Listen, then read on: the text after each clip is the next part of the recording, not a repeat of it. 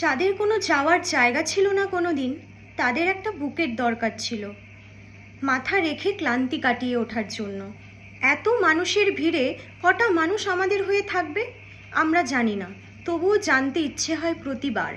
কার সাথে dream ডেস্টিনেশনে tour plan করব, কার সাথে একটা রাতে ছাদে শুয়ে তারা গুনব, কার সাথে সারা রাত শহর ঘুরব, জানতে ইচ্ছে হয় খুব।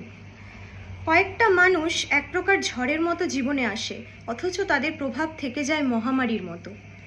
কখনো সবচাইতে প্রিয় মানুষের চোখের দিকে তাকিয়ে থাকতে বিশ্ব জয় করবার মতো সাহসের প্রয়োজন হয়। এই এত সাহস কোথায় থাকে এটা জানা খুব কঠিন। যেদিন জানতে পারা যায় সেই দিন মানুষটাকে খুব জোর গলায় নিজের বলে দাবি করা যায়। কারোর জন্য কেউ যখন অপেক্ষা করে, সেই অপেক্ষার সঙ্গে লেগে থাকে এক অপ্রকাশিত ভালোবাসার গল্প। সেই অপেক্ষাতে একটা সংসারের ইচ্ছে থাকে, জড়িয়ে ধরে কাঁদবার ইচ্ছে থাকে। ভালোবাসার মানুষটার জন্য অপেক্ষা করা অনেকটা যুদ্ধের মতো, জিততে না পারলেও ক্ষতি। সময়ে অসময়ে কোনো কোনো ক্ষেত্রে দুর্বল হতে হয়, আবার কোনো কোনো ক্ষেত্রে কঠিন।